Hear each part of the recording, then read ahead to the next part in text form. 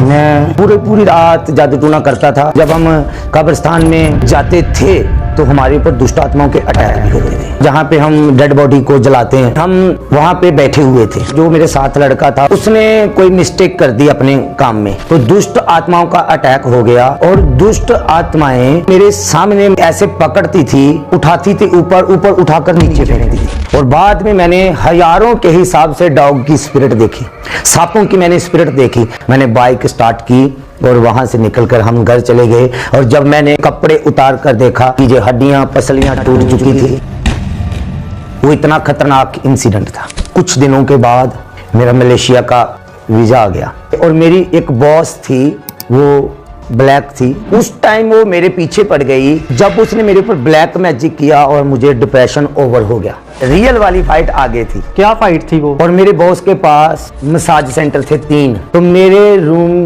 के साथ 16 कैबिन थे, 16 रूम थे। और वो 16 लड़कियां बिना कपड़ों में कोई इधर से खींचती थी, hey Rajpal today you follow me. और मेरे साथ एक बांग्लादेशी मुसलमान हर दिन ब्लैक मैजिक करने वाला। जय मसीह की मेरे प्यारे भाई और बहनों, एक तांत्रिक पास्टर बना। तो एक तांत्रिक कैसे पास्टर बना, आज का ये गवाही मैं आपको सुनाना चाहता हूँ, दिखाना चाहता हूँ। तो चलिए मेरे प्यारे भाई और बहनों, इस गवाही को हम सुनते हैं और देखते हैं। एक तांत्रिक कैसे प्रभु यीशु मसीह के पास आए। अगर वीडियो आपको अच्छा लगे तो वीडियो को ज़रूर शेयर कीजिए। अगर आपको इस प्रकार वीडियो और भी चाहिए तो इस चैनल को सब्सक्राइब करके रखिए। चलिए मेरे प्यारे भाई और बहनों, और ज़्यादा देर हम नहीं करेंगे, चलिए हम वीडियो को हम स्टार्ट करते हैं।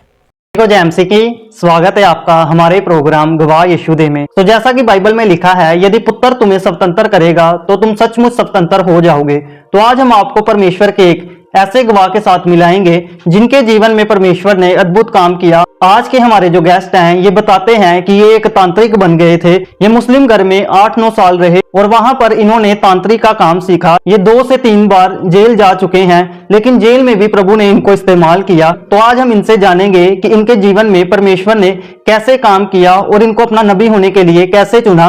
तो आइए हम मिलते हैं परमेश्वर के दास प्रोफेट राजपाल जी के साथ। जय एमसी की प्रोफेट जी।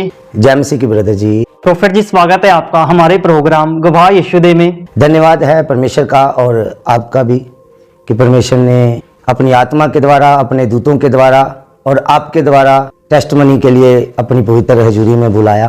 प्रोफेट जी, इससे पहले कि आप अपनी गवाही हमारे साथ शेयर करें, सबसे पहले आप लोगों को थोड़ा अपने बारे में इंट्रोड्यूस करें कि आप कहाँ के रहने वाले हैं और कहाँ पर रहकर आप सेवकाई कर रहे हैं। बेसिकली मैं पंजाब का गुरदासपुर का रहने वाला हूँ और मैं सेवकाई जम्मू कश्मीर सांबा डिस्ट्रिक्ट विजयपुर शहर के अंदर करता हूँ। जो विजयपुर के अंदर एम्स हॉस्पिटल है, हॉस्पिटल की ओपीडी जो है बैक साइड रेलवे लाइन के पास नहर आती है, जो नहर और रेलवे लाइन के सेंटर में हमने वहाँ पे चर्च बनाया हुआ है और हम टेंट में चर्च लगाते हैं। सो प्रोफेट जी, एक पर्सन चाहे बोर्न क्रिश्चियन क्यों ना हो, लेकिन जब तक वो प्रभु यीशु मसीह को प्रॉपर तरीके के साथ नहीं जानता, प्रभु भी उसकी लाइफ में काम नहीं करता। तो जब आपने प्रभु यीशु मसीह के बारे में प्रॉपर तरीके के साथ नहीं जाना था, तब आपकी लाइफ कैसी थी? आप इसके बारे में थोड़ा बताएं। मैं बचपन से ही क्रिश्चियन हूँ, बोर्न क्रिश्चियन हूँ मैं। और जब मैं बचपन में था और मेरे फादर के ऊपर, मेरे पापा के ऊपर किसी ने जादू टूना कर दिया और उस जादू टूने की वजह से हमारे घर में, हमारे परिवार में इतनी ज़्यादा प्रॉब्लम बढ़ गई कि जितने भी खुदा के दास, खुदा की दासियाँ आते थे, वो पापा के ऊपर प्रेयर करते थे। और मेरे पापा को खेल बहुत आती थी और हम बहुत सारे अलग अलग चर्चों में भी गए, बहुत सारे खुदा के दास दासियों के पास भी गए, पर कहीं में भी मेरे फादर को, हमारे पूरे परिवार को डिलीवरेंस नहीं मिली। तो एक दिन ऐसा हुआ कि मेरे फादर बहुत ही ज़्यादा परेशान हो गए और हम, हमारे गांव में ही एक चर्च था, हम वहाँ पे गए। दुष्ट आत्मा जो वो बार बार उनके अंदर से होकर बोलता था कि इतनी तारीख को इतने बजे मैं तुझे ले जाऊँगा। और जिस दिन वो डेट, वो टाइम आया और मेरे फादर हद से ज़्यादा परेशान थे और दुष्ट आत्मा इतना परेशान करती थी। और पास्टर जो थे मेरे फादर के आसपास थे, प्रार्थना कर रहे थे और खेल आ रही थी और दुष्ट आत्मा बोलता था और वो स्टिक लेकर, डंडा लेकर मेरे फादर को पीट रहे थे और दुष्ट आत्मा नहीं निकलती थी। प्रोफेट जी, आपने बताया कि आप अपने पिता को कई पास्टर्स के पास लेकर गए, परमेश्वर अपने दासों के द्वारा आज बहुत से चमत्कार कर रहा है, तो आपके पापा को ऐसी कौन सी दुष्ट आत्मा थी जो हील नहीं हो पा रही थी? ये तो खुदा ही जानता है कि क्या दुष्ट आत्मा थी। और फिर ऐसा हुआ कि दुष्ट आत्मा ने अपना अटैक बढ़ा दिया और हम इतना डर चुके थे। हम 4 भाई हैं, मैं सबसे छोटा हूँ, और हम इतना डर चुके थे कि हम अपने पापा के साथ सो भी नहीं पाते थे। और मेरे पापा गवर्नमेंट जॉब करते थे इलेक्ट्रिकल में। हम इतना डर गए थे, पापा ड्यूटी पे नहीं जाते थे। और फिर मेरे पापा को किसी ने किसी बाबे के बारे में बता दिया और बिना बताए मेरे फादर जो हैं वो किसी तांत्रिक के पास चले गए। और जब वो घर आए तो उनके पर्स में कुछ धागा था, कोई तवीज था, और मेरी मम्मा ने देख लिया और मम्मा ने विरोध किया। मेरे पापा ने मम्मा को बोला कि मुझे चर्च में तो आराम मिला नहीं है, जहां से मुझे आराम मिलेगा मैं वहीं जाऊंगा। तो बहुत सारे बाबाओं के पास मेरे फादर जो जाते रहे, आराम कहीं से भी नहीं मिला। और फिर मेरे शहर के अंदर कोई मेरे दोस्त थे और वो इस्लामिक थे, मुस्लिम घराने के थे, और जो उनका जो एक बेटा था वो ब्लैक मैजिक करता था, तांत्रिक का काम करता था। और हमारी उनके साथ पहले से ही बहुत अंडरस्टैंडिंग थी और उनके साथ फिर हमने थोड़ा बातचीत शेयर की और मैं उनके साथ मिलकर गलत कामों में चला गया। मेरी फैमिली भी सब बाबाओं के पास जाने लग गए, बट मेरी मदर का विश्वास जो था वो बहुत ही स्ट्रांग था और मेरी मदर नहीं जाती थी। फिर टोटल हमारी फैमिली, हमारे भाई, मेरे फादर, सब हम अलग अलग बाबाओं के पास जाते थे। और मैंने वो इस्लामिक फैमिली के साथ मिलकर मैंने उनके घर में रहना शुरू कर दिया। और उनका जो बड़ा लड़का था वो तांत्रिक का काम करता था और मैं उनके साथ मिलकर वही काम सीखने लग गया और करने लग गया। तो प्रोफेट जी, जब आप उस तांत्रिक के पास गए तो आपका पहले दिन का एक्सपीरियंस कैसा था? आप उसके बारे में थोड़ा डिटेल में बताएं। पहले दिन का एक्सपीरियंस ऐसा था कि किसी के भी हम पास जाएंगे तो वो, आपको पता है कि वो अपनी ही बातें बोलते हैं, किसी को बोलने नहीं देते। जी जी। कि आपके घर में ऐसा है, जे चुड़ैल है, जे आपके घर में जे अटैक है, ऐसे होगा, ऐसे हल होगा। वो हल तो किसी के पास नहीं था क्योंकि हल तो परमेश्वर के पास था। तो मैं उनकी बातों में आ गया और उनके साथ रहने लग गया। वो पूरी रात जादू टूना करता था। वो मतलब जिसको भी बोलते हैं वो 21 दिन 40 दिन वो जो शिला बोलते हैं, शिले निकालता था और पूरी रात वो कब्रिस्तान के अंदर रहता था, पूरी रात वो शमशान घाट के अंदर रहता था और मुझे वो साथ ले जाता था। और हम जहाँ पे डेड बॉडी को जलाते हैं, हम पूरी रात वहाँ पे बैठकर हम वो काम करते थे जो नहीं करने चाहिए। और कई बार ऐसा होता था कि वो बोलता था कि कब्र को खोदना है, कब्र भी खुदवाता था मुझसे। फिर पूरी रात हमने शमशान घाट के अंदर रहना।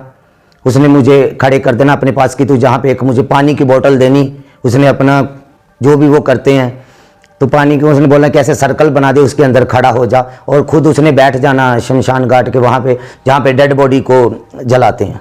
और ऐसे चलती रही लाइफ।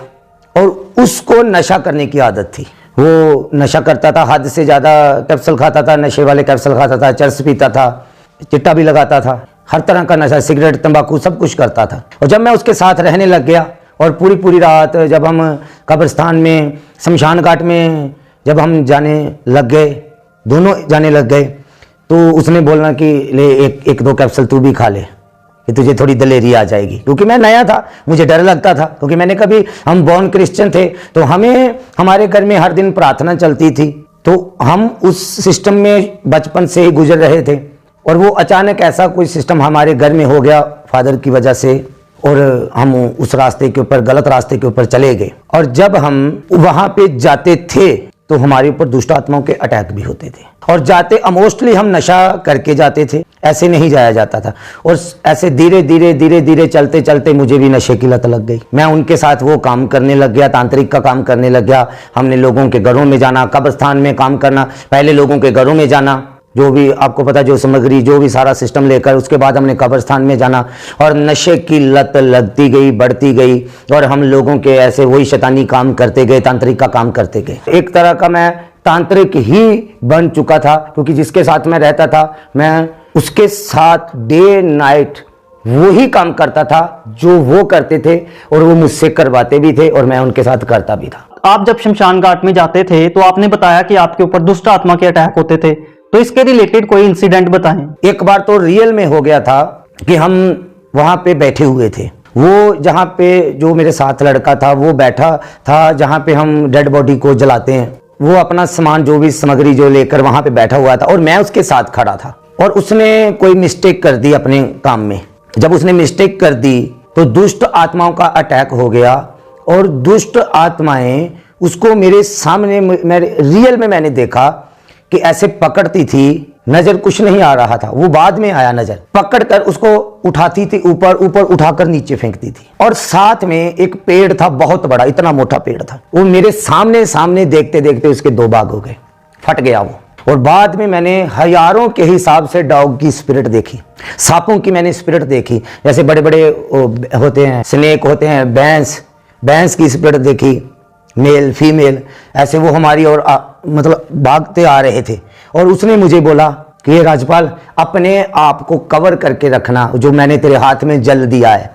और मैंने उसको छिड़का और मैं छिड़कता मैं बाहर निकल गया शमशान घाट से और वो मेरे पीछे पीछे आ गया। मैंने बाइक स्टार्ट की और वहाँ से निकलकर हम घर चले गए। और जब हमने उसके कपड़े उतार कर देखा, उसकी जो हड्डियाँ पसलियाँ टूट चुकी थी और पूरी बॉडी जो थी वो जख्मी हो चुकी थी। वो इतना खतरनाक इंसिडेंट था। तो उनके साथ रहकर आप भी तांत्रिक बन गए थे? हाँ, फिर जब लोगों को पता चला कि ये बाबा जी के साथ रहते हैं और फिर वो मुझे अपने साथ रखता था, तो ऐसे ऐसे वो मुझे भी सिखाता गया और मैं भी वही काम करता गया। तो ऐसे काम शैतान का बढ़ता गया और मैं नशे की लत मुझे थोड़ी ज्यादा लग गई थी। कितने साल तक आप उनके साथ में रहे? मैं कम से कम कंटिन्यू तो मैं उनके साथ में कोई 5-6 साल रहा हूँ। वैसे मैंने 9 साल का टाइम उनके साथ स्पेंड किया, पर कंटिन्यू मैं 4-5 साल के करीब कंटिन्यू रहा हूँ उनके घर में। जब लोग उनके पास हीलिंग के लिए आते थे तो वो क्या करते थे? वही आपको पता है, जैसे बाबा करते हैं, वो पहले आते थे धूप अगरबत्ती करनी, बैठा लेना, वही अपने आइडिया वही। मैं तो इन चीज़ों से निकला हूँ। ज़्यादातर आपको पता है कि लोग पैसे को हड़पने की बात करते हैं, पैसा लेते थे, उनको सामान दे देना, उनके घर में हवन वगैरह जो भी करना वो ही कर देना। तो आपको पता है कि शैतान के पास डिलीवरेंस नहीं है। कुछ दिनों के लिए वो दुष्ट आत्मा, जो बड़ी दुष्ट आत्मा छोटी दुष्ट आत्मा को अपने कंट्रोल में कर लेते हैं। जब वो कोई सामग्री देते हैं, कोई भेंट उनको चढ़ाते हैं, जैसे लोग आपको पता है दारू देते हैं लोग पीने के लिए, तो आपको बकरे की जो कलेजी होती है वो देते हैं, तो उसके साथ वो दुष्ट आत्मा शांत हो जाती थी। लोगों को लगता था कि ये आराम मिल गया है। प्रोफेट जी, कोई ऐसा इंसिडेंट बताएं जब आप किसी केस को हल कर रहे हो, तो आप उसके बारे में थोड़ा डिटेल में बताएं। बहुत बार ऐसा हुआ था कि जब हमारा किसी ऐसे गलत लोगों के साथ, मतलब वो भी आगे होते थे तो हमारा भी सामना हो जाता था, तो बहुत सारे लोगों की डेथ भी हो गई थी। हाँ, क्योंकि आपको पता कि ये ऐसा सिस्टम ही शैतानी है और ये सब डेथ स्पिरिट की, आपको पता आदमखोर दुष्ट आत्माएं हैं। तो ऐसे डेथ भी हो जाती थी लोगों की, बहुत सारे लोगों की डेथ हो जाती है, क्योंकि जब सामना होता है एक दूसरे का।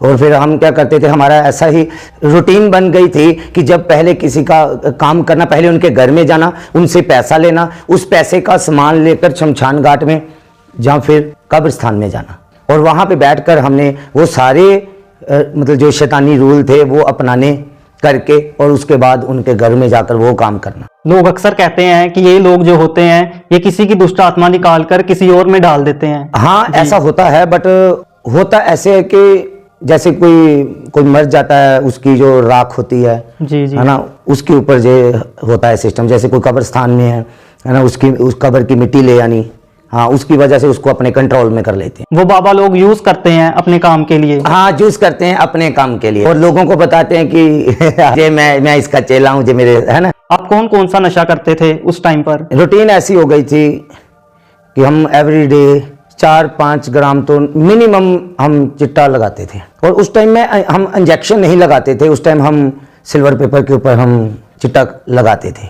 तो ऐसे रूटीन बढ़ती गई और मैं नशे में ज़्यादा हो गया और फिर मैं उनके घर को छोड़कर वापस अपने घर में आ गया। तो उसके बाद जब आप अपने घर में आ गए तो आगे आपकी लाइफ में क्या हुआ, आप इसके बारे में थोड़ा डिटेल में बताएं।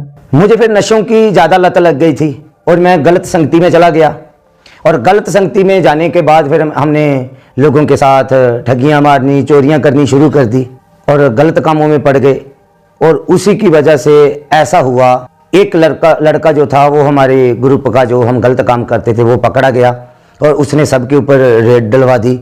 तो मैं जेल में चला गया, सेंट्रल जेल में, मैं गुरदासपुर में चला गया। आपका जेल का एक्सपीरियंस कैसा था, आप इसके बारे में बताएं। जेल का एक्सपीरियंस बहुत ही ज़्यादा बैड था वैसे तो जेल के बाहर लिखा होता है सुधारगर, पर वहाँ पे 100 में से एक ही होता है, 100 में से भी नहीं, 1000 में से एक ही होगा जो बचकर निकलता है, साफ होकर नया जीवन पाकर निकलता है। नहीं तो 99% जो लोग हैं वो बर्बाद होकर ही निकलते हैं। जब हम जेल में गए और जेल में हर तरह का नशा चलता था और वहाँ पे हमने और ज़्यादा नशा करना शुरू कर दिया। नशा ज़्यादा बढ़ गया, बढ़ता बढ़ता बढ़ता बढ़ता नशा उस लेवल के ऊपर चला गया कि फिर वापस मुड़ना मुश्किल था। आप सिर्फ चिट्टे का ही नशा करते थे या कोई और नशा भी करते थे साथ में? नहीं, मैं चरस भी पीता था। हर दिन मैं कम से कम 3 से 4 पैकेट मैं सिगरेट के बढ़कर पीता, चरस उसमें डालकर पीता था। जेल में आपको ये सब चीजें कौन प्रोवाइड करता था? घर वाले पैसे देकर जाते थे। तो जेल के अंदर नशा बहुत मिलता है, इजीली मिल जाता है। आपको पता है जेल के अंदर एक बाउंड्री बनी हुई है, जहाँ पे तो कोई ओपनली तो बाहर पब्लिकली कोई बाउंड्री नहीं है। इधर से नहीं मिला कोई दूसरी डिस्ट्रिक्ट में चले जाओ, दूसरे गांव में चले जाओ। जेल के अंदर तो एक बाउंड्री बनी हुई है। तो ऑलरेडी जितने भी हजारों के हिसाब से लोग, गिनती के लोग हैं, तो उन पता ही होता है कि कौन सी बैरक के अंदर, कौन से एरिया के अंदर कौन सा इंसान बेचता है। खुदा ने मुझे जेल में भी इस्तेमाल किया, ये नहीं किया। मैं चिट्टा लगाकर चर्च के अंदर ही अपने मन को फिरा लेता था। और हर दिन मैं चर्च में, जब पास्टर जी प्रचार करते थे, गुरदासपुर जेल के अंदर चर्च थी, अंदर जो पास्टर जी थे जब वो प्रीच करते थे तो मैं अपनी बाइबल अपने साथ लेकर गया था जेल में। जब वो बोलते थे वचन निकालने के लिए, तो वचन खुदा की आत्मा के द्वारा परमेश्वर का अनुग्रह था मेरे ऊपर, और वचन मैं पढ़ता था और पास्टर जी प्रीच करते थे।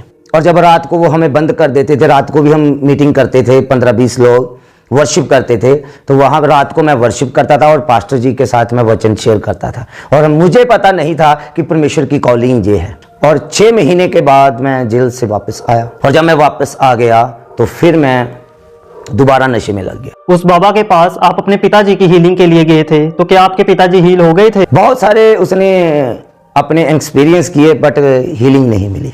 लोग कहते हैं कि जब एक पर्सन नशे की राह पर चला जाता है तो उसका वापस आना काफी कठिन होता है। पंजाबी में एक कोट भी है कि इस रात आन दिया पैड़ा ने जान दिया नहीं। तो आपने फिर यीशु मसीह को फॉलो करना कैसे शुरू किया? जब मैं जेल से वापस आया, मैंने बहुत सारे खुदा के लोगों से वहाँ से जेल में रहकर प्रार्थना करवाता था कि मेरी जमानत हो जाए। और 6 महीने के बाद मेरी जमानत हो गई। और मेरे घर वाले उस टाइम अमृतसर में रहते थे, और मैं कुछ टाइम उनके पास रहा, और मुझे जेल में ही लत लग गई थी, नशा करने की ज़्यादा थी, और मैं वहाँ पे रहकर भी नशा करता रहा। और एक दिन ऐसा हुआ कि मेरे घर वाले बोलते कि तू अपनी बुआ के पास जम्मू में चला जा, कि जहाँ पे हमारी भी बहुत बदनामी हो गई है और तू भी बहुत नॉमिनेट हो चुका है, और तू अपनी बुआ के पास जम्मू में चला जा।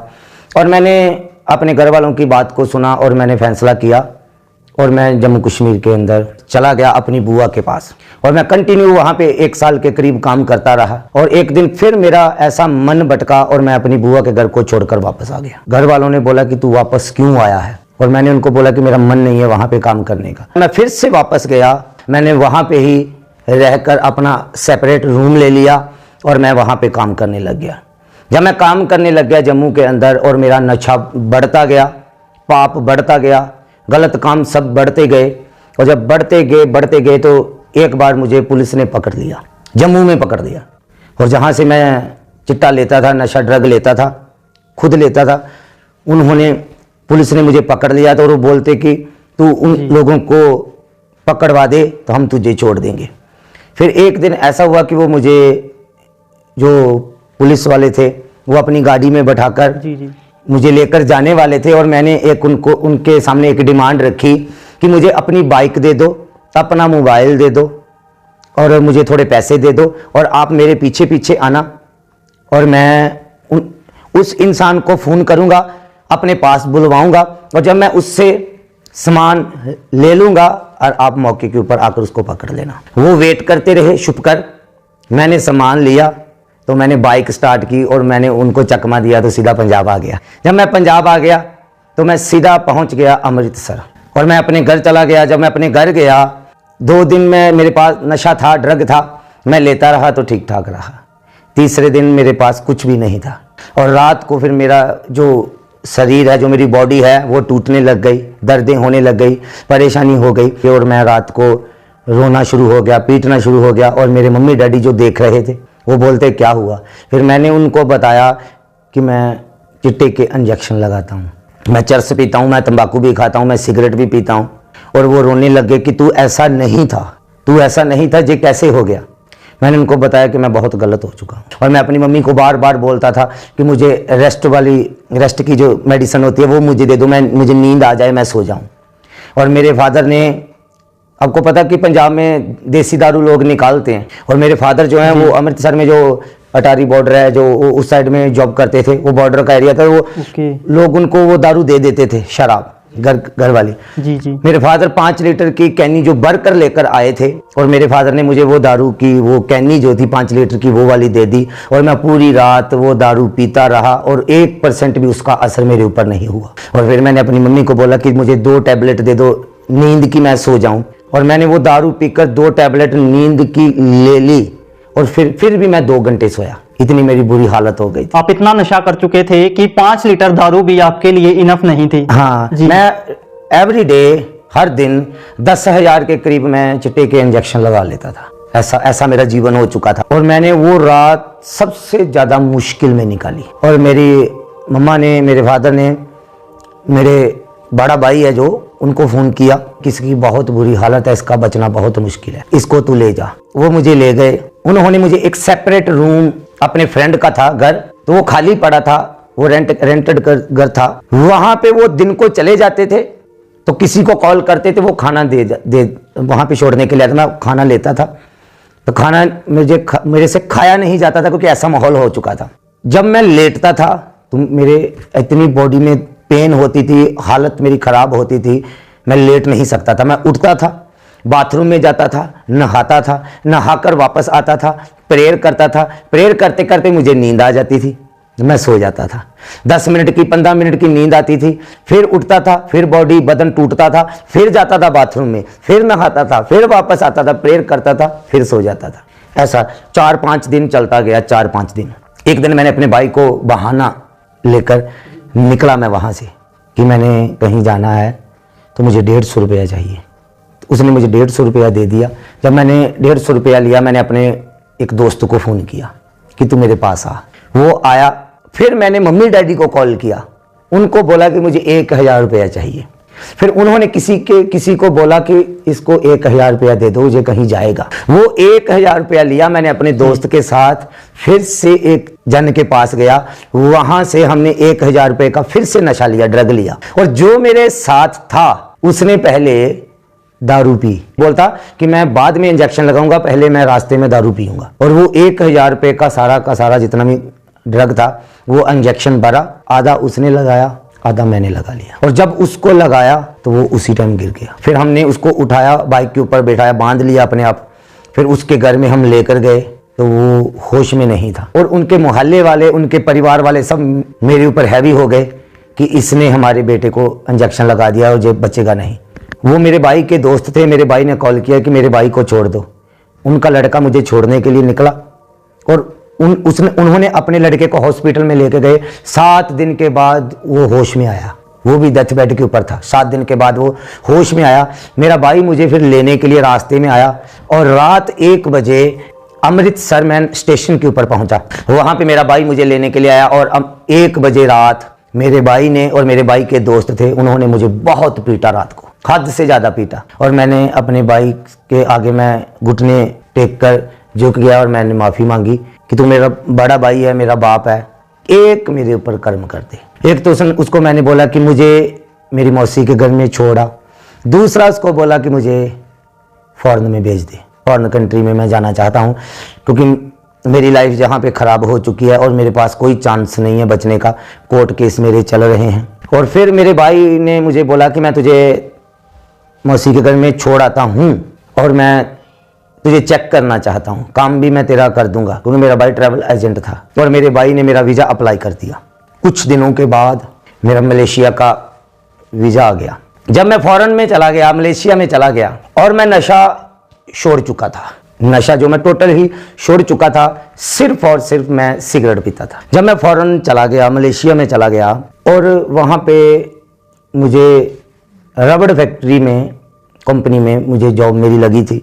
और वहाँ पे मैंने जब 2-3 महीने मैंने काम किया, वो काम बहुत हैवी था और मैंने अपने भाई को बोला कि मैं जहाँ पे काम नहीं करूँगा। मैं वहाँ से निकला और मैं कुआलालंपुर में, जो मलेशिया की राजधानी है, जैसे हमारे इंडिया की राजधानी दिल्ली है, और उसका एक एरिया था बातू केव्स, और वहाँ पे एक SES कंपनी थी। तो उन्होंने मुझे QC की जॉब दी। QC मतलब होता है क्वालिटी इंस्पेक्टर। और वो आपको पता है कि फॉरेन कंट्री में ज़्यादातर वो इस्लामिक कंट्रियाँ हैं, तो वो सब लोग नमाज करने के लिए जाते थे 5 टाइम। और मेरी लाइफ में ऐसा हुआ कि किसी ने मेरे ऊपर ब्लैक मैजिक कर दिया और मैं थोड़ा थोड़ा डिप्रेशन में जाना शुरू हो गया। और मैंने अपने भाई को कॉल की और मेरा भाई बोलता कि तू प्रेयर किया कर। मेरा भाई खामड़ा चर्च में जाता था जी। और मैंने अपनी कंपनी में एक डिमांड रख दी अपने बॉस के सामने कि इस्लामिक लोग जितने भी हैं जो 5 टाइम अपनी दुआ करने के लिए, नमाज करने के लिए जाते हैं, और मैं क्रिश्चियन हूं और मैं जितने टाइम कंपनी में रहूंगा मैं 2 चाहे 3 बार मैं एक दिन में प्रेयर करने के लिए जाऊंगा। जब मैंने अपना सारा सिस्टम उनको बताया, पहले वो मान गए। जब वो मान गए तो बाद में कुछ दिनों के बाद वो मेरा विरोध करने लग गए। और मेरी एक बॉस थी, वो ब्लैक थी, उधर की लोकल थी, मैं QC था, वो QA थी। तो जब मैं अपने साइन करता था मेरे बाद उसके साइन होते थे। वो मेरी बॉस थी और मेरा काउंटर और उसका एक ही ऑफिस में थे। उस टाइम वो मेरे पीछे पड़ गई कि राजपाल मैं तेरे साथ मैरिज करना चाहती हूँ। और मैंने सीधा जवाब दे दिया कि मैं क्रिश्चियन हूँ और मैं जीसस को मानता हूँ सब कुछ, और मैं तेरे साथ शादी नहीं कर सकता क्योंकि मैं यहाँ पे वर्क करने के लिए आया हूँ और मैं काम ही करूँगा, मैं शादी नहीं करूँगा। तो जब ऐसा सिस्टम हो गया और वो मेरी बॉस मेरे खिलाफ हो गई और उसने गलत मेरे ऊपर एलिगेशन लगाए, और उसने मुझे गलत एलिगेशन के बाद एक मीटिंग बैठाई कंपनी में। 14 बॉस थे और वो उनमें से एक मैं भी था, तो मुझे भी बैठाया और उसने मेरे ऊपर बहुत ज़्यादा गलत एलिगेशन लगाए और मुझे कंपनी से बाहर निकाल दिया। और मैंने मलेशिया में एक घर एग्रीमेंट के ऊपर लिया हुआ था, कॉन्ट्रैक्ट के ऊपर, और उसने क्या किया कि जो मेरा रूम पार्टनर था उसने उसके साथ कॉम्प्रोमाइज कर लिया और वो उसको लाइक करने लग गई, वो उसको लाइक करने लग गया। तो वो उस लड़की को लेकर, मेरी बॉस को लेकर मेरे फ्लाइट में आ गए और किसी ने मेरे ऊपर ब्लैक मैजिक कर दिया था। वो दुष्ट आत्माओं को मानती थी वो लेडीज। फॉरेन कंट्रियों में भी बहुत ब्लैक मैजिक चलता है। तो जब उसने मेरे ऊपर ब्लैक मैजिक किया और मुझे डिप्रेशन ओवर हो गया, तो वो मेरे मुंह के ऊपर बोलती थी, फेस टू फेस मेरे चैलेंज करती थी कि मैं तुझे छोड़ूंगी नहीं।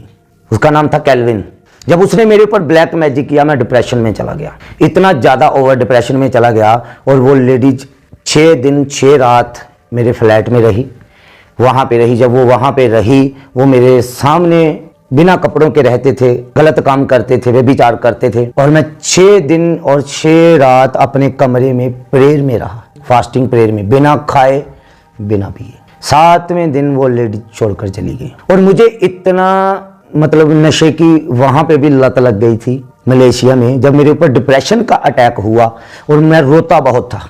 और फिर वहाँ पे आइस मिलती है, आइस का नशा। फिर वहाँ पे फिर मैंने ड्रग का सहारा लिया, मैंने आइस पीना शुरू कर दी। तो आइस पीकर ऐसी मेरी लाइफ हो गई थी, काम मेरे पास नहीं था।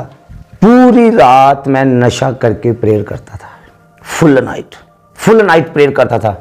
नशा करना, आइस लेनी मैंने, उसको पीना, पीकर फुल नाइट करना। कुछ दिनों के बाद उस लेडीज ने फिर से अटैक किया, अपने लोकल लोगों को इकट्ठा किया और मेरे ऊपर अटैक किया। वो लोग मुझे पीटने के लिए आ गए और मैंने अपने फ्लैट को लॉक लगा दिया, अपने आप को बंद कर लिया और मैं बच गया। फिर मेरे पास बाइबल नहीं थी और मैं प्रेयर कर तो 5 मिनट के लिए मैं रेस्ट कर रहा था। और जब मैं रेस्ट कर रहा था और मुझे एक विजन आया कि मैंने रेड कलर की टी-शर्ट डाली हुई है और मैंने हाथ में बाइबल पकड़ी हुई है और मैं बाइबल पढ़ रहा हूँ। बाइबल नहीं थी मेरे पास।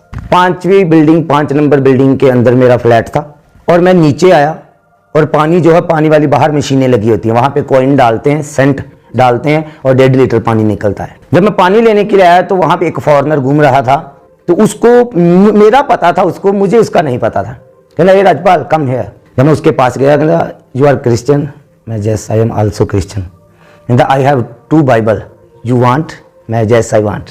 वो 2 बाइबल पंजाबी की मेरे पास लेकर आया। परमेश्वर इतना महान है, परमेश्वर को पता था मुझे बाइबल चाहिए और बाइबल भी मिली पंजाबी की। वो 2 बाइबल मेरे पास पंजाबी की बाइबल लेकर आया, वो अभी भी मेरे पास पड़ी हैं। जब वो लेकर आया और मैं आनंद से भर गया, और जब मेरे पास बाइबल आई, पूरे आधे घंटे के बाद 15 से 20 लोग मेरे ऊपर अटैक करने के लिए आ गए। 15 से 20 लोग मेरे ऊपर अटैक करने के लिए जब आए तो वो दोनों बाइबल मेरे हाथ में थी। वो मुझे पीछे से पीट रहे थे, डंडों के साथ मार रहे थे और मैं आगे आगे भाग रहा था मलेशिया में। वो दिन ऐसा था कि उस दिन मेरा फ्लैट जो था उन्होंने उसके ऊपर कब्जा कर लिया। लोकल लोगों ने मेरा मोबाइल छीन लिया, मेरे पैसे, मेरे कपड़े, एवरीथिंग मेरा उन्होंने रख लिया। वो अटैक करने क्यों आए? रीजन यही था कि मैंने उसको, अपनी बॉस को बोला कि मैं तुझे लाइक नहीं करता और मैंने उसको मुंह के ऊपर कोई नेगेटिव वर्ड बोल दिया था कि तेरा फेस ब्लैक है और तेरा हार्ट भी ब्लैक है, कि तू गलत नजर से मुझे देखती है और मैं परमेश्वर का जीसस का बेटा हूं। और इस वजह से उसने गुस्सा किया। और वो जादू टूने करने वाली लेडीज थी, फॉरेन में करती थी और हम खुदा को मानने वाले लोग थे। प्रोफेट जी, आपको नहीं लगता कि आपने जो शमशान घाट में किया वही चीजें आपको फॉरेन में फॉलो कर रही थी? कर रहा था, बट मुझे मेरी नॉलेज में नहीं था वो चीज। मेरी नॉलेज में कुछ नहीं था क्योंकि मैं उन चीजों को भूल चुका था। मैं प्रेयर में चला गया था और प्रेयर भी इतनी थी कोई सोच नहीं सकता। 14 घंटे की प्रेयर, 16 घंटे की प्रेयर 24 घंटे में। एक नॉर्मल पर्सन इतनी प्रेयर नहीं करता, लेकिन आप नशा करके 14 घंटे प्रेयर करते थे। 14 घंटे 16 घंटे में कंटिन्यू हर दिन प्रेयर करता था, कंटिन्यू करता था। कि जैसे मैं आज 8 बजे बैठ गया हूं ना, सुबह 8 बजे उठना, मैंने 10 बजे उठना, कंटिन्यू प्रेयर करनी। और इतनी होलीनेस थी मेरे अंदर। सिर्फ नशा मैं करता था। मैं रोड के ऊपर चलता था, मैंने कभी किसी को आंख भरकर नहीं देखा था। आपको पता फॉरेन में लोग शॉर्ट कपड़े डालते हैं, तो मैं कभी किसी को देखता नहीं था। और हर दिन मैं प्रेयर करता था कि परमेश्वर तू इस नशे से मुझे आजाद कर सकता है। और 7 महीने कंटिन्यू मैं मलेशिया की सड़कों के ऊपर डिप्रेशन में घूमा। आपके पास कोई काम नहीं था? काम नहीं था। तो आप सरवाइव कैसे करते थे? मैं पागलपन हो गया था, इतना ज्यादा मेंटली अपसेट हो गया था। ना तो मेरे पास काम था, ना मेरे पास रूम था, ना मेरे पास पैसा था, ना मेरे पास कपड़े थे, ना मेरे पास मोबाइल था। कोई रिश्तेदार नहीं, कोई, जितने भी लोग थे सब वो मेरे विरोध में थे क्योंकि वो सब लोग उस कंपनी में काम करते थे। तो मेरी बॉस ने सबके मनों के ऊपर कड़वाहट डाल दी थी कि इसकी कोई हेल्प नहीं करेगा। वो एक प्रभु का प्लान था। तो शैतान मुझे दबाना चाहता था, फिर वही रास्ते के ऊपर लेकर आना चाहता था और परमेश्वर मुझे अपना दास बनाना चाहता था। और 7 महीने मैं बिल्डिंगों के सीढ़ियों के अंदर बैठकर प्रेयर करता था। मैं जिस एरिया में रहता था, बातू केव्स, वो इंडस्ट्रीज एरिया है और वो वर्कशॉप एरिया है। 500 से अधिक शॉप्स हैं, वो मतलब गाड़ियों की, बड़ी छोटी वाली जितनी गाड़ियां मॉडिफाई होती हैं, ठीक होती, वर्कशॉप है। और ट्रक लगे होते थे, ट्रेलर लगे होते, ट्राले बड़े बड़े। मैं उनके नीचे बैठकर प्रेयर करता रहता था। सीढ़ियों के अंदर बैठे रहना, प्रेयर करते रहना, ऐसे चलता था। 3 दिन बाद, 4 दिन बाद, 5 दिन बाद ऐसे लोगों के दरवाजे मैंने खटखटाने और उनसे बोलना कि मुझे भूख लगी है, तू थोड़ा कुछ खिला दो। तो पानी भी पीने के लिए नहीं होता था। आपको पता है, सेंट डालते हैं तो फिर मशीन से पानी निकलता है। और वो एक प्रभु की प्लानिंग थी। परमेश्वर मुझे ड्राई फास्टिंग में रखना चाहता था और मैं दुखों में था। 3 महीने जब मैंने फास्टिंग प्रेयर कर ली, ट्रकों के नीचे बैठकर, सीढ़ियों में बैठकर, बिल्डिंगों के अंदर, 3 महीने के बाद मुझे एक काम मिला। जब मुझे एक काम मिला तो उन्होंने 3 महीने मुझे मतलब बोलते गए तुझे पैसे दे देंगे, सैलरी दे देंगे, सैलरी नहीं देते थे। वो एक प्रभु का प्लान देखो कैसा हुआ। वो मुझे $50 देते थे। 1 किलो आटा लेकर आता था मैं, और दूसरे लड़कों को पूछकर, जो काम करने वाले थे साथ में, उनको पूछकर वो 1 किलो के 2 फुलके में बनाता था। हद से ज्यादा 3 फुलके में बनाता था। जब मैं बनाता था तो उसको नमकीन मैं बनाता था फुलके, और वो मैं चाय के साथ किसी से मांग लेनी, चाय नहीं तो पानी के साथ, वो ऐसे फुलके चबाकर खा लेने। खाकर मैंने नाइट ड्यूटी के ऊपर चले जाना। नाइट ड्यूटी से आना, 2-3 घंटे सोकर फिर पूरा दिन बाइबल पढ़नी और प्रेयर करनी। जब 3 महीने निकल गए तो मैंने उनको बोला कि मुझे पैसा दे दो। तो वो बोलते कि तू इंडिया वापस चला जा, हम तुझे पैसा नहीं देंगे, तेरी टिकट करवा देंगे। मैंने बोला कि मैं इंडिया में वापस नहीं जाऊंगा इतनी जल्दी। मैं उस कंपनी से निकला, फिर से मैं बातू केव्स में आ गया। मैं रोड के ऊपर बैठा हुआ हूँ। एक मेरा दोस्त था, वो वर्कशॉप में काम करता था, और उसकी शॉप के सामने मैं बैठा हुआ हूँ, और बैठकर मैं घुटनों को टेक कर रोड के ऊपर प्रेयर कर रहा हूँ, रोड के ऊपर। और मैं रो रहा हूँ आत्मा से भरकर। आपको जब आत्मा है ना, इंसान रोता है, आंसू मेरे आंखों से निकल रहे हैं। जब मैं रो रहा हूँ तो एक तमिलनाडु की लेडीज थी, और वो मलेशिया में PR थे। वो मेरे पास आई, वो मुझे जानती थी। उसने बोला कि ये राजपाल, क्या प्रॉब्लम है तुझे? मैंने इसको बोला कि कोई प्रॉब्लम नहीं है। कि तू क्यों रो रहा है? मैंने इसको बोला कि कोई बात नहीं है रोने, मैं प्रेयर कर रहा हूँ। उसने मुझे मलेशिया की लैंग्वेज में मेरे साथ बात की कि तेरे पास काम है? मैंने बोला नहीं। पैसा है? मैंने बोला नहीं। रूम? मैंने बोला नहीं। बोलती तू ऐसे रहता कहाँ पे है? मैंने बोला कुछ भी नहीं है मेरे पास। तो उसने मुझे तसल्ली दी कि don't worry, today I helping you. और साथ में ही एक वर्कशॉप थी और उनको एक वर्कर चाहिए था, और वो उस एरिया की सबसे पुरानी शॉप थी, और जो उस शॉप का मालिक था वो क्रिश्चियन था। उसका नाम था सैम गॉक। वो चाइनीज क्रिश्चियन था, और बट वो कोई 60 साल से मलेशिया में थे। और वो आंटी उनके पास गई, उन्होंने उनके साथ बात की, तो वो बोलते कि आपके पास है कोई पर्सन तो ले आओ। वो मेरा हाथ पकड़ कर उनके पास ले गई। तो उसने मुझे बोला कि आजा मेरे साथ ही गाड़ी के नीचे आजा। एक कार को ठीक कर रहे थे, वो उसका क्लच चेंज कर रहे थे कुछ भी, और उसके साथ मैं हेल्प करता रहा, काम करता रहा। और जब शाम हुई तो उसने मुझे पूछा कि तेरे पास कमरा है, रूम है तेरे पास? मैंने बोला नहीं। रहता कहाँ पे है? मैंने बोला ऐसे ही रोड के ऊपर ही रहता हूँ, जहाँ कहीं मिल जाए। फिर उसने बोला कि आज के बाद तो रूम के अंदर रहेगा। और रूम उसने मुझे बोला कि जो वर्कशॉप के ऊपर ऑफिस, नीचे ऑफिस था, ऊपर रूम था। आज के बाद तू वर्कशॉप के अंदर मेरे रूम के अंदर रहेगा, इसका कोई रेंट नहीं है।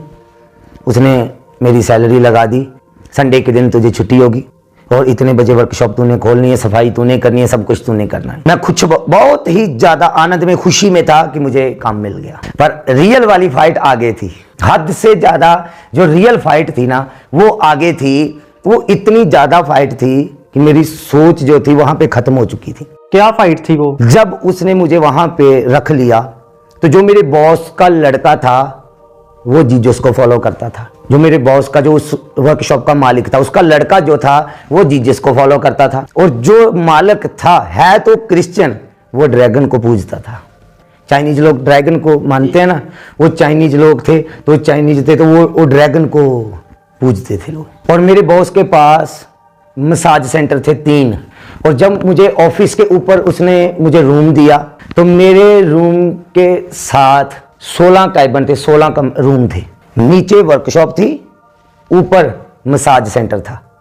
जो लेडीज जो हैं, लड़कियां जो हैं, जेंट्स की मसाज करती हैं, और वो बिना कपड़ों के मसाज होती है, कपड़ा नहीं डालते। तो वहां पे रियल फाइट शुरू हो गई। 16 लड़कियां और सेंटर में मेरा कमरा और 16 कमरे, और मेरे साथ एक बांग्लादेशी मुसलमान, हर दिन ब्लैक मैजिक करने वाला। इंडिया में आप ब्लैक मैजिक करते थे और फॉरेन में ब्लैक मैजिक आपका पीछा नहीं छोड़ रहा था, और मैं प्रेयर करता था। जी। जब मैंने उसको 1 दिन देखा, 2 दिन देखा, 4 दिन देखा, मैं प्रेयर करता था और वो रात को अपना काम करता था। एक ही रूम, और रूम बहुत बड़ा था, रूम छोटा नहीं था। कम से कम उसकी लंबाई जो थी वो 20 से 25 फुट थी। दूसरे साइड पे वो था, इस साइड में मैं था। वो पूरी रात जादू टूना करता था और इधर पूरी रात फायर प्रेयर होती थी, क्योंकि मैं खामड़ा चर्च को फॉलो करता था। तो मेरे ब्रदर ने बोला था कि तू खामड़ा चर्च को सुना कर, और हद से ज्यादा फाइट होती थी। और जब मैं रूम से बाहर निकलता था और वो 16 लड़कियां शॉर्ट कपड़ों में, बिना कपड़ों में, कोई इधर से खींचती थी, ए Rajpal today you follow me, ए Rajpal today you follow me. कमरे में ब्लैक मैजिक चल रहा है, बाहर निकलो वे विचार चल रहा है। तो जब मैं नीचे उतरता था तो मेरे बॉस ने स्टैचू रखे हुए थे, ड्रैगन का स्टैचू, अलग अलग तरह के स्टैचू रखे हुए थे, और नीचे रूम के नीचे स्टैचू ही स्टैचू, वहां पे उनकी अपनी वो चल रही है, पूजा चल रही है। आप चारों तरफ से गिरे हुए थे? गिरे हुए थे। तो ऊपर वे विचार, नीचे जी ड्रैगन, जी। तो सेंटर में मैं खुदा की आत्मा के द्वारा, तो सामने ब्लैक मैजिक। इतनी ज्यादा वहां पे फाइट थी, मैं हर दिन रोता था, अपने आप को मारता था कि इस लाइफ से अच्छा है कि परमेश्वर तू मुझे मार दे, मैं मरना पसंद करूंगा। और मेरे ऊपर अटैक इतना ज्यादा होता था कि 11 बजे से लेकर नाइट सुबह 5 बजे तक, 4 बजे, 5 बजे तक मैं प्रेयर में रहता था, और वो पूरी रात ब्लैक मैजिक करता था, मैं प्रेयर करता था खुदा की आत्मा के द्वारा। और जब मैं उठकर सोता था प्रेयर से, उसी टाइम मेरे ऊपर अटैक हो जाता था। अटैक होता था, बड़े बड़े स्नेक आते थे, वो मुझे मतलब निगलने की कोशिश करते थे, डसने की कोशिश करते थे, और मुझे फिर से उठना पड़ता था, प्रेयर करनी पड़ती थी, और मैं रोता था, परमेश्वर मुझे 1 घंटे की नींद चाहिए, मुझे आधे घंटे की नींद चाहिए, मेरा बॉस आ जाएगा, मैंने सुबह काम भी करना है। 2019 में मैंने फैसला किया था कि मैं आज के बाद खाना नहीं खाऊंगा, एक दिन में 1 ही बार खाऊंगा। उस दिन से फिर मैंने फास्टिंग शुरू कर दी, और कंटिन्यू 2.5 साल मैं उस वर्कशॉप के अंदर रहा, और हर दिन फास्टिंग प्रेयर में रहा। और जब मैं वर्कशॉप से बाहर निकलता था, और वो ही लेडीज जो पुरानी कंपनी में मेरी बॉस थी, उसने सब एरिया के सब लोकल लोगों को बोला, जब मैं बाहर निकलता था वो लोग मुझे पीटते थे।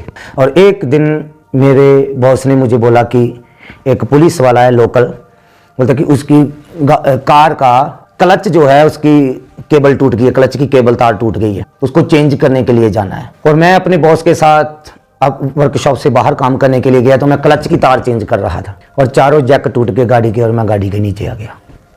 इतना बड़ा एक्सीडेंट हो गया, और मेरी पूरी बॉडी जो थी 250 किलो की, 250 केजी की गाड़ी मेरे ऊपर गिर गई, और मैं नीचे आ गया। जब मैं नीचे आया तो मैंने भजन संहिता 91 मैंने बोलना शुरू कर दिया, और मेरे बॉस को पता चल गया, वो दूर काम कर रहा था, वो वहां से अपनी गाड़ी से जैक निकाल कर लेकर आया, उसने अपना जैक लगाकर गाड़ी को उठाया, और फिर मुझे बाहर निकाला। जब बाहर निकाला, 6 दिन और 6 रात मैं बिना खाए बिना पिए वर्कशॉप के अंदर पड़ा रहा।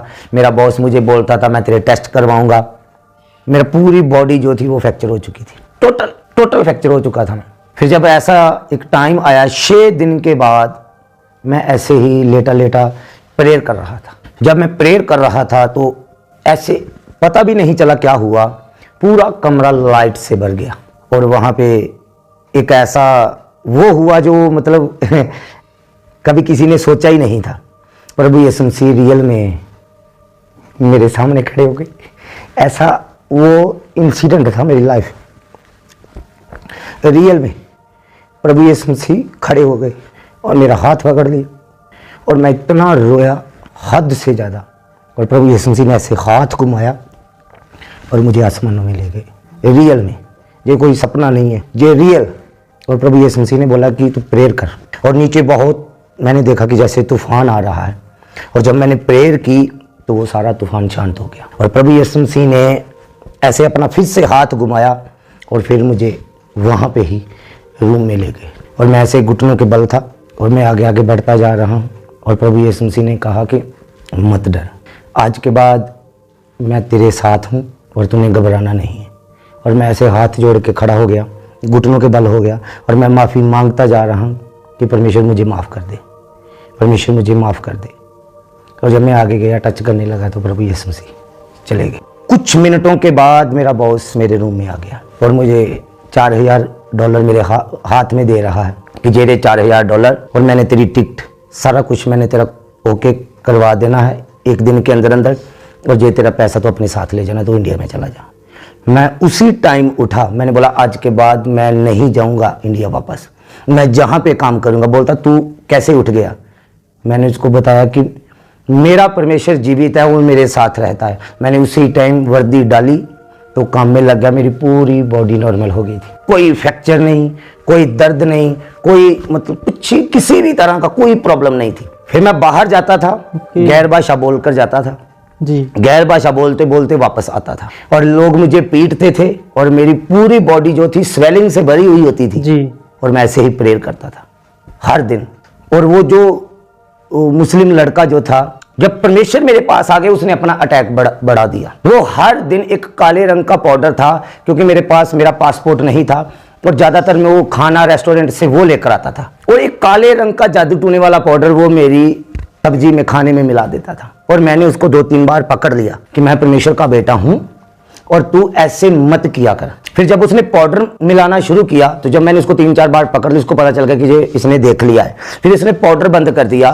फिर वो उर्दू में पता नहीं क्या लिखता था, इतने इतने बड़े पेज होते थे, वो मेरे बिस्तर के नीचे डाल देता था, और मैं उसके ऊपर बैठकर पूरी रात प्रार्थना करता था। तो एक दिन हम सफाई कर रहे थे, तो पेपर नीचे से निकल आए। फिर जब मुझे पता चला कि ये काम करता है ये, फिर मैंने हर दिन अपना बिस्तर चेक करना, हर दिन पेपर निकलता था। उसका असर क्या होता था? होता ऐसे था कि जब मैं प्रेयर करता था और मैं ऐसे होता था कि मुझे कि जैसे मैं समंदर के अंदर हूँ, किश्ती चल रही है और वो कभी ऊपर जा रही है कभी नीचे जा रही है, तो मैं मतलब वो एक होता ना कि स्पिरिचुअल लाइफ प्रार्थना करते तो हम आत्मा में चले जाते हैं और पूरा स्ट्रांग होते हैं। वो एक मन नहीं होता था मैं प्रेयर में, और मैं निकालता था सुबह और उसको फिर मैं आग से जला देता था। फिर जब उसके सारे अटैक बंद हो गए, फिर उसने एक और नया डिसीजन ले लिया। फिर वो 4 लोग 5 लोग हर दिन रूम में लेकर आता था नाइट को, ब्लैक मैजिक करने वाले। मैं अकेला था। उन्होंने पूरी रात 4-5 लोगों ने बैठकर ब्लैक मैजिक करना, और इधर पूरी रात खुदा के आत्मा के द्वारा बैठकर फुल नाइट फायर प्रेयर चलती थी और अन्य भाषा में प्रेयर चलती थी। और जब मैं अपने हाथों को उठाकर अन्य भाषा में प्रेयर करता था और वो लोग वीडियो मेरी बनाते थे और वीडियो कॉल करते थे कि ये कौन सी लैंग्वेज में बात करता है जो हमें पता नहीं चलती, और हम जितने भी जादू टूना करते हैं जो भी करते हैं इसके ऊपर कुछ असर ही नहीं होता, क्योंकि जीसस पावर सुपर पावर है। हाँ, जी, इतनी पावर थी परमेश्वर की।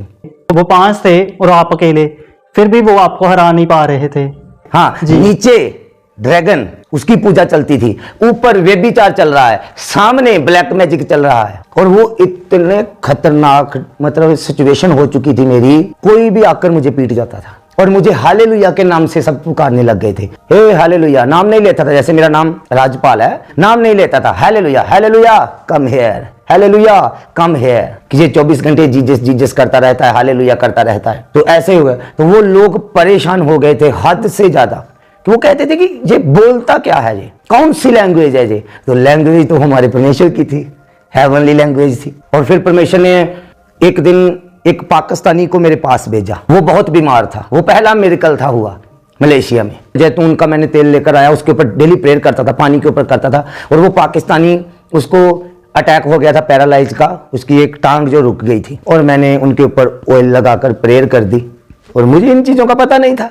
वो उसी टाइम चंगा हो गया और मैं बेड के ऊपर चला गया। फिर से मैं 3 दिन बेड के ऊपर रहा, और चौथे दिन फिर से प्रभु यीशु मसीह मेरे पास आ गए, रियल में उसी कमरे के अंदर। पवित्र आत्मा की बात नहीं मैं कर रहा हूँ, मैं किसी और सिस्टम की बात नहीं, मैं रियल में बात कर रहा हूँ जीसस की। प्रभु यीशु व्हाइट कपड़े डाले हुए थे और मेरे सामने आकर खड़े हो गए, और जब खड़े हो गए तो प्रभु यीशु मसीह ने मुझे एक गिलास दिया, उसके अंदर पानी था और एक रोटी का टुकड़ा दिया, बोलते कि ये जीवन का जल है और ये जीवन की रोटी है, इसको ले ले और तू मेरा बहुत ही प्यारा पुत्र है और मैं सदा तेरे संग रहूंगा। जब वो दिन आया, मैं उसी टाइम ठीक तो हो गया, मैं सीधा कमरे से निकला, मैं अपने बॉस के पास गया, मैंने बोला मैं आज के बाद काम नहीं करूंगा। सीधा बोल दिया मैंने कि मैं आज के बाद काम नहीं करूंगा, मैं इंडिया वापस जाऊंगा। मेरे बॉस ने ऑफर दिया मेरी बहन के साथ शादी कर, फुल लाइफ मलेशिया में रहे, मैं तुझे प्रॉपर्टी भी दूंगा। मैंने बोला नहीं, मैं कुछ नहीं करूंगा, मैं जीसस के साथ रहूंगा, उसकी सेवा करूंगा। मैंने अपने दोस्त को फ़ोन किया, अपने बॉस से पैसा लिया, मेरे दोस्त ने मेरे साथ बात की, बोलता कि तू कैब करवा कर बुक और मेरे पास आ जा। वहाँ पे फिर मैंने 3 महीने एक कमरे के अंदर गुजारे, और वहाँ पे इंडियन लोग थे और सभी लड़कियाँ, और लड़कियाँ इंडियन, गलत काम करने वाली, और मैं अकेला। 3 महीने 10-12 लड़कियों के, फिर से मैं इंडियन लड़कियों के अंदर रहा, साथ रहा, और मैं अकेला जेंट्स था, बाकी सब कुंवारी लड़कियां थी और सब गलत काम करती थी, व्यभिचार करती थी, धंधा करती थी, घर से काम करने के लिए गई थी, वहां पे धंधा करती थी। और वहां पे वो भी बार बार कि Rajpal today you follow me, today you follow मी। मैं हाथ जोड़ता था कि मैं क्रिश्चियन और मैं खुदा का दास हूँ, उसका बेटा हूँ। और उन 3 महीनों के अंदर परमेश्वर ने मुझे मलेशिया में इस्तेमाल करना शुरू कर दिया। इंडियन लोग, पाकिस्तानी लोग, अदर कंट्रियों के लोग मैंने विजिट करनी शुरू कर दी, सुसमाचार सुनाना शुरू कर दिया, प्रार्थना करनी शुरू कर दी। फिर लोकल लोगों ने, फॉरेन के लोग, 1-2 लोग अमेरिका के मेरे साथ जुड़े, कनाडा के, इंग्लैंड के। फिर उन लोगों ने पैसा इकट्ठा किया, मेरे पास पैसा नहीं था कोई भी वापस आने के लिए, कुछ भी नहीं था। फिर उन लोगों ने 7 लाख रुपया इकट्ठा किया, मेरी टिकट करवाई, मेरा पासपोर्ट नहीं था मेरे पास, मेरा आउट पास बनवाया, वाइट पासपोर्ट, कपड़े लेकर दिए, बैग लेकर दिए, जूते लेकर दिए, टिकट करवा कर दी, सब कुछ करके। और मुझे कोरोना के टाइम में 3 लाख रुपया लगा, फिर मैं इंडिया वापस आ गया। और दिल्ली एयरपोर्ट पे मैं उतरा और सीधा जलंधर आया और सीधा खामड़ा चर्च में चला गया। और बैप्टिज्म मैंने नहीं लिया था। हाँ, वो फर्स्ट संडे था, उस दिन मम्मा पापा ने कोरोना के टाइम में बैप्टिज्म दिया। और दर्शन जो आता था वो मुझे जम्मू कश्मीर का आता था, और मैं जम्मू कश्मीर में अपने लोगों के जो क्रिश्चियन लोग थे, पहले भी मैं वहाँ पे था, उनके पास गया और उनको मैंने बोला कि ऐसे ऐसे परमेश्वर ने मेरी लाइफ को चेंज कर दिया और मुझे दर्शन आता है। उनके साथ मिलकर हमने संगति शुरू कर दी। और फिर एक टाइम ऐसा भी आया कि विजयपुर में भी विरोध हो गया। तो विजयपुर में भी बहुत सारी बातों को लेकर ऐसा विरोध हो गया। आपको पता, खुदा के दास दासियों का विरोध होता है जी। जब विरोध हो गया, मैंने डिसीजन ले लिया कि मैं विजयपुर के अंदर नहीं रहूंगा। और मैं फिर पहाड़ों में रहता था, लोगों से भीख मांग कर पैसा लेता था, खाना खाता था। और ऐसा होता था कि उधमपुर में मैं बाईपास के ऊपर खड़ा हो जाता था और वहां पे ट्रक को हाथ देता था, हाथ देकर ट्रक के ऊपर बैठकर कश्मीर चला जाता था तो समाचार देने के लिए। और ऐसा वो टाइम था, कभी मुझे रूम नहीं मिला था, रेंटेड रूम नहीं मिलता था मुझे। और लाल चौक के बारे में पता होगा, लाल चौक के अंदर बैठकर मैं, वो हट होती है, आर्मी, बीएसएफ, पुलिस, सीआरपी सब वो वहां पे होते थे, और उनको पूछ कर मैंने हट के नीचे बैठकर फुल नाइट प्रेयर करनी। और कश्मीर के अंदर जाओ तो आपको डॉग बहुत मिलेंगे, बड़े बड़े डॉग होते हैं। और मुझे डर लगता था, ऐसे 20 डॉग, 25 डॉग, 30 डॉग मेरे आसपास मुझे ऐसे घेर कर रखते थे, घेरे हुए थे, क्योंकि ठंड लगती है उनको भी। तो वो हट के नीचे बैठते थे और उसी हट के अंदर मैं बैठता था और फुल नाइट प्रेयर करता था।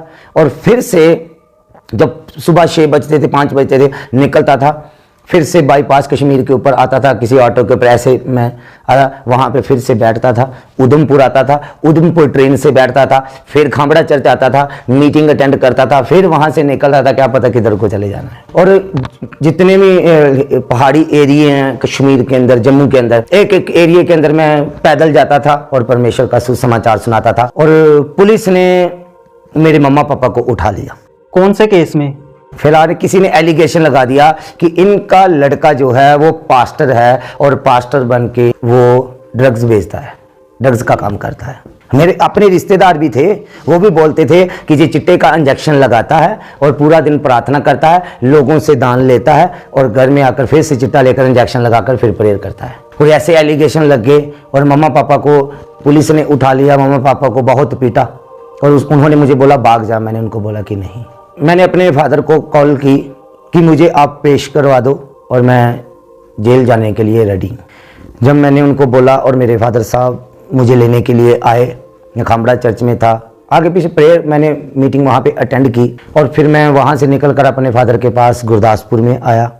और जब मैंने गुरदासपुर में आया और मैंने अपने फादर को बोला और मेरे फादर ने मुझे कोर्ट में पेश करवा दिया। और जब मैं पेश हो गया और मैं फिर से 1 किलो 20 ग्राम उन्होंने मेरे ऊपर चिट्टा डाल दिया, पुलिस ने केस डाल दिया और मैं जेल में चला गया। जब मैं जेल में चला गया तो ऐसा परमेश्वर का एक प्लान था जो हमारी सोच के अंदर नहीं होता। जब मैं गुरदासपुर जेल के अंदर मैंने एंट्री मारी और जो पहले प्रभु के दास गुरदासपुर की जेल के अंदर चर्च में मीटिंग प्रचार करते थे परमेश्वर का काम, उस दिन उनकी जमानत हो गई और मेरी एंट्री हो गई जेल की। परमेश्वर की पूरी परफेक्ट प्लानिंग हेवन से डिजाइन किया था प्रभु ने। हाँ जी। और मुझे विजन आते थे कि मैं जेल के अंदर ले हैंड कर रहा हूं लोगों के ऊपर, लोग हीलिंग को ले रहे हैं, डिलीवरेंस को ले रहे हैं। 3 दिन के बाद परमेश्वर ने मेरे साथ बात की कि तू आज के बाद डे नाइट फास्टिंग करेगा, लिक्विड के ऊपर रहेगा, तू खाना नहीं खाएगा। सुबह 7 बजे से लेकर शाम को 6 बजे तक मैं चर्च में रहता था और 6 बजे से लेकर सुबह 7 बजे तक मैं बैरक में होता था। और वहां पे जब मैं गया, खुदा की आत्मा के द्वारा हमने डिसीजन लिया सबके साथ बात करके चर्च में कि आज के बाद हम चेन प्रेयर करेंगे। 25-30 लोग होते थे, एक दूसरे का हाथ पकड़कर प्रेयर करते थे। और 7 हफ्ते जब कंप्लीट हो गए डे नाइट फास्टिंग के, तो 50वें दिन मेरी कोर्ट में पेशी थी, तारीख थी।